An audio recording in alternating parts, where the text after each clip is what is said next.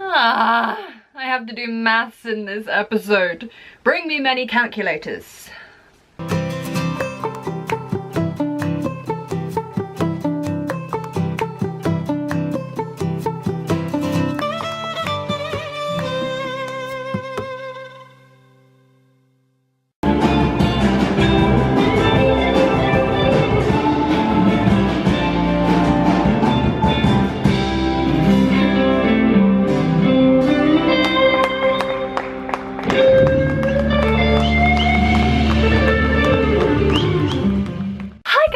Okay, so this month I'm doing my taxes,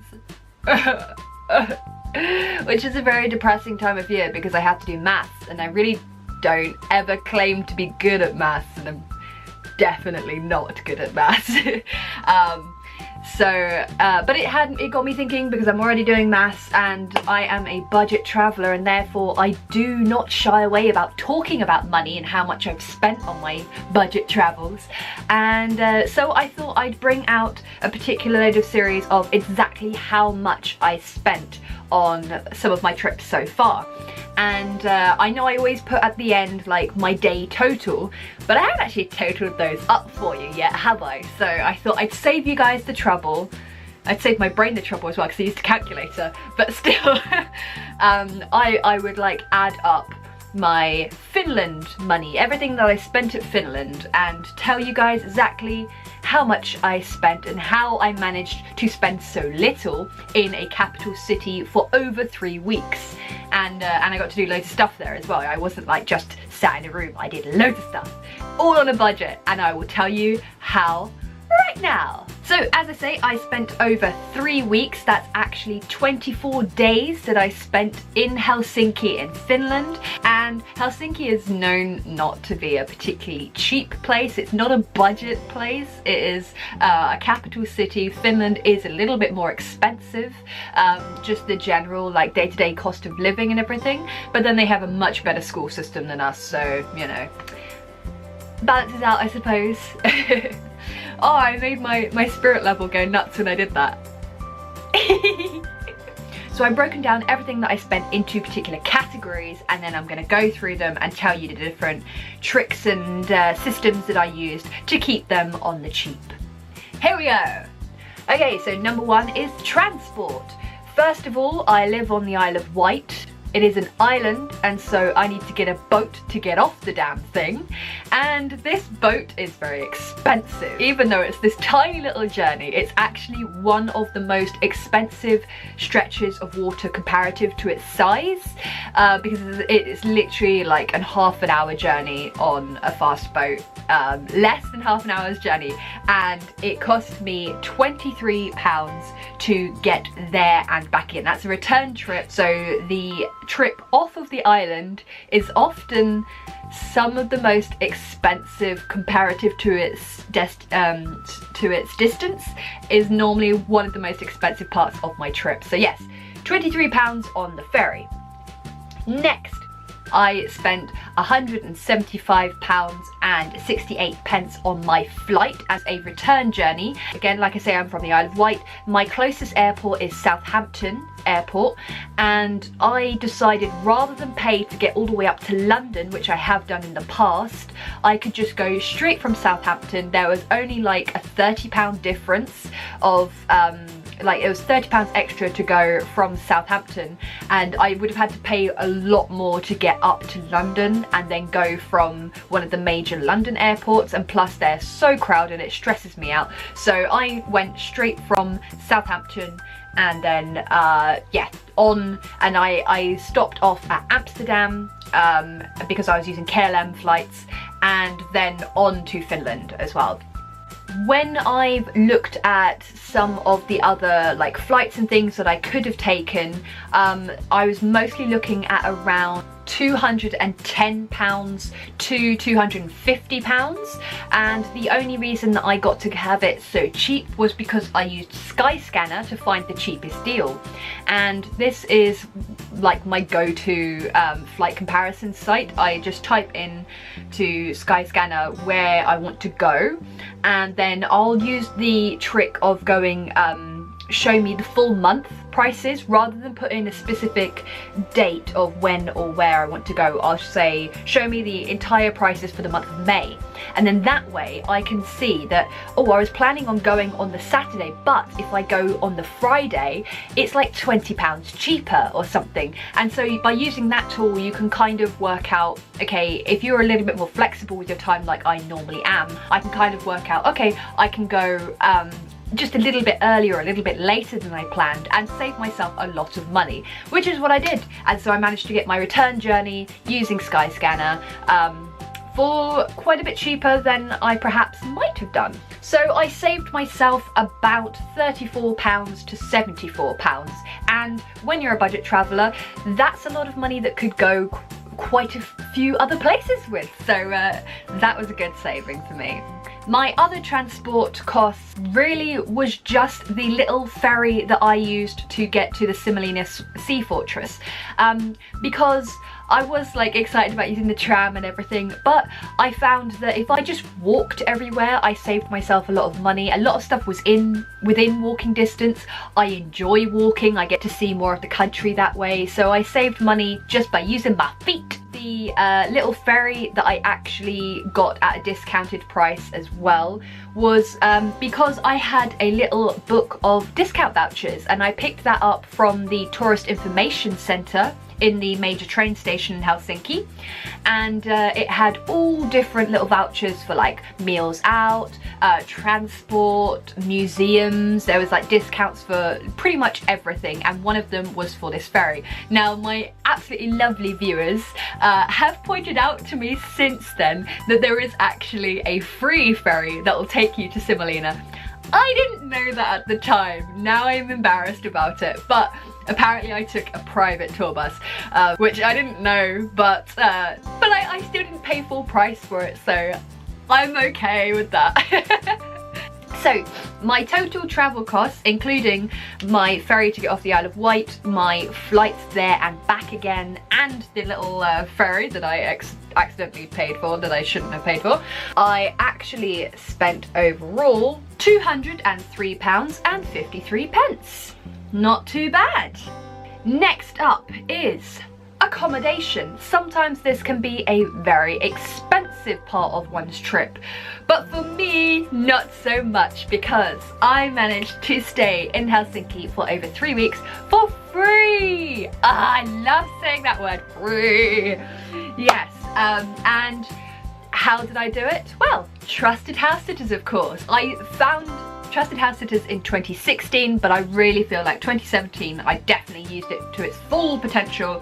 I kind of used it I think 3 or 4 times, and like different countries and everything, so I was really pleased with discovering trusted house sitters, and that's why I'm like telling everybody about it, because you get to stay in a fabulous country for considerably longer than you might have a regular holiday.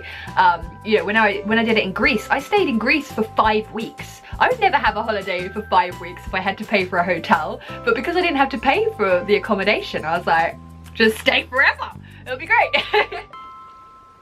Tea is maths fuel, it's brain fuel. So I looked on some like hotel comparison sites and things and discovered that normally for a hotel I would have to spend about £90 to £120 per night for a hotel in Helsinki. The place that I was staying, it was right in the city centre. It was absolutely the best location. The house was beautiful, and of course I was accompanied by some wonderful pets. Zoe, the miniature schnauzer, who will forever have a very warm place in my heart, and 2 cats who were absolutely wonderful, friendly. I mean, I always get on well with cats anyway, but it was a really nice little fur family to be looking after. And that is one of the things with trusted house sitters. Obviously you have more responsibility than if you're in a hotel, because you have to look after pets. Some of them won't have pets, some of them will simply be you look after the house, but the vast majority is you look after the pets. But because I was in such a good location, I was able to just pop back and walk Zoe and feed the animals and then pop out again, so it wouldn't take me like hours and hours to go anywhere. So I could literally explore the city from the base that I was in and still be able to fulfill my obligations to the animals and the homeowners, and that was really lovely. This one saved me a ridiculous amount of money. The exact number, well, obviously it's a bit of a guesstimation, but I could, based on those prices that I mentioned before of the 90 to 120 pounds per night, 24 days in Helsinki, I possibly saved myself £2,160 to £2,880. That's quite a saving, so budget friendly indeed. Trusted house sitters, mwah, I love ya. Next up, food, snacks and coffee. I never used to be into coffee, and now I'm a coffee fiend, and it's terrible because it is a budget sap. My total for over 3 weeks of food was actually just £36.36, but I did it by being incredibly strict with myself. I didn't have any meals out. I mostly had like supermarket food, like cheap budget noodles. I cooked myself, not myself, I cooked for myself in the kitchen of the house that I was staying in. I took packed lunches to places, and most of my like snack food was just like ice creams out, which are incredibly cheap out in Helsinki. How many coffees you have out as well, because coffee is a massive budget sap. Yeah, I was very limited to how many meals out and how many coffees and things out and snacks that I had. I didn't starve myself, I definitely ate plenty. I just bought like vegetables and things and cooked my own food. And also the other biggest budget trick that I did here was I didn't drink any alcohol while I was out there. And again, this is something that no matter where you are, most of the time alcohol will be very expensive compared to like everything else that you're drinking. So I didn't just like stick to tap water or anything. I had like other drinks and soft drinks and stuff, but I was very careful to avoid alcohol because I knew that it was going to be expensive, and plus I don't want to get bladdered while I'm in another country because I want to be enjoying it sober enough to like still take care of the pets. I'm in somebody else's house as well, so I wouldn't get drunk, and I just want to be responsible and remember stuff which might not happen if I drink. Attractions. Hey. Attractions. I fitted in a lot of attractions in this trip. I was very pleased with myself about a little discovery that I made that I've talked about in the other videos, but I'm going to talk about it again. I actually only spent £35.24 on tourist attractions. And for the amount that I did, it should have been £111. £111, meaning I saved £75.76. Oh yes! I was very impressed with that number, and the only reason I was able to do that was because I discovered the museum card. And I looked at a lot of different, like there was like the Helsinki card, the city card, there's a Europe card as well that you can, if you're like interrailing or something, you can do like a whole bunch in a set period of time.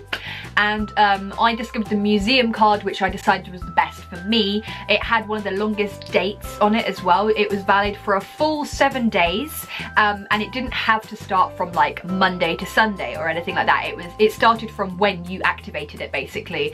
And so I was very careful. I got a little bit organized and worked out, okay, here are the free attractions that I want to do first, and then all the paid ones I will fit into this week.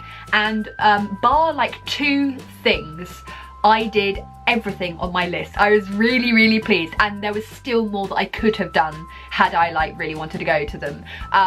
But I literally went everywhere. There was art museums, science museums, photography museums, there was museums about Finland and Helsinki, there was history museums, there was galleries and shows, and the botanical gardens and observatories. Literally everything was on this card. I was so happy with it. I really say if you're going to a city and you want to do a whole bunch of touristy things, don't pay for them individually, because there's so many different places, especially in Europe. There's so many places that will do tourist cards that you can get in for free or at a discounted rate. And so definitely check out before you go, do a little bit of research, and if you are going to Helsinki as well, you can go to my blog. I'll leave a link down below to the appropriate one, which I have done you guys a freebie timetable of all the opening times and days of the different attractions. I put some ratings of the ones that I actually went to, how much the price should have been, and how you can get in for free or a discounted rate with the museum card, and then just a separate one as well that is just all the free attractions that you can do in Helsinki as well, just to save you guys some time, because I was looking all over the internet and there was no like one place that was like, here's all the information you need. You had to go to the individual websites, which took ages. So I've done the hard work for you and curated this lovely list. So yeah, go check that out, and if you're going to go to Helsinki, which I highly recommend, it's amazing, then yeah, that should save you a load of time, so go and have a look. Last but not least is souvenirs. I have a love-hate relationship with souvenirs, because I'm a stuff hoarder. I'm definitely a hoarder. I see things and I'm like, I fall in love with stuff and I'm like, oh, that's so lovely, and that would remind me perfectly of the trip, and then I look at the price and I'm like, ah, never mind.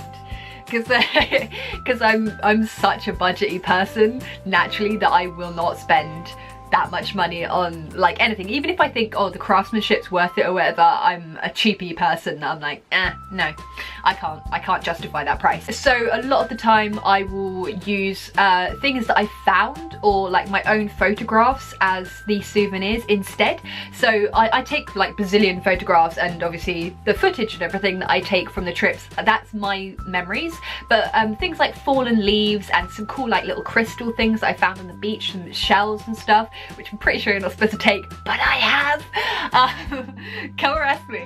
And yeah, so all sorts of things like labels off of like drinks and stuff that I've had, like sweet wrappers and things. It all sounds like junk, but once I put it into my scrapbooks and like with my diary entries and with the photographs that accompany it, all the memories like come flooding back, so I don't feel like I need some cheapy crappy plastic thing that's made in China that never actually had anything to do with the country that it was bought in.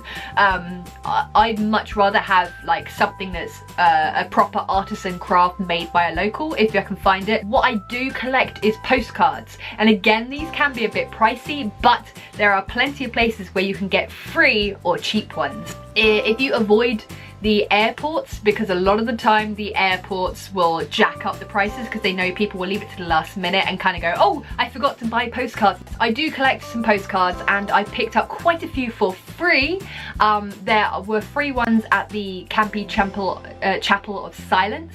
A couple of the museums had free postcards as well. In grand total, I spent £4.95 on my different souvenirs that I got in Finland. I could have spent a considerable amount more, because they have the most beautiful wooden crafts there, all sanded and painted, and oh, they're beautiful, but very expensive, and so I avoided those, even though I really wanted a little wooden ice cream for some unknown reason. Okay, so let's talk about our grand total of the prices.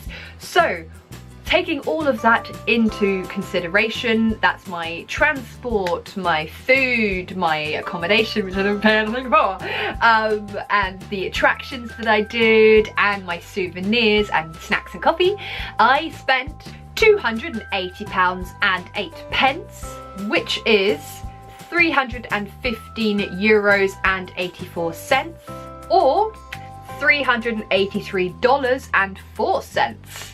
For over 3 weeks in a capital city in a fairly expensive country. That's a damn good price, I think, personally. I was really impressed that I managed to do it that cheaply. So yes, Thank you for sticking with me and my dodgy maths. And I hope that you liked these kind of talking about the budgets and being very open about money and how much stuff costs, because that's one of the things that I really wanted to do with this channel, is be like, okay, here's how much this actually cost me, because so many travel vloggers and things out there, I think, have these gorgeous videos and you're like, yeah, but how much does that actually cost? And they never tell you. So I want to be really transparent about like my savings, how I've done it, things I've actually paid for, things that anybody's given me for free, so that you guys can know, so you can recreate it and go off around the world on penniless little budgets and things like that. So yeah, let me know if you like this, and yeah, stay tuned, because 2018 is gonna be good. There's a lot of stuff, and just in case you feel like doing a little bit of light reading and mostly picture looking at, is that a thing? Go check out my blog, because I've just done a calendar for you guys, or not one that you can stick up. I've done a travel calendar, and basically it is I've picked the #1 destination to be in for every single month of 2018, and hopefully it'll inspire your travels, and let me know if you end up going to any of the places that I've suggested, because I might be at some of them too. Thank you so much for liking, commenting and subscribing, and I'll see you in the world. Thanks for watching.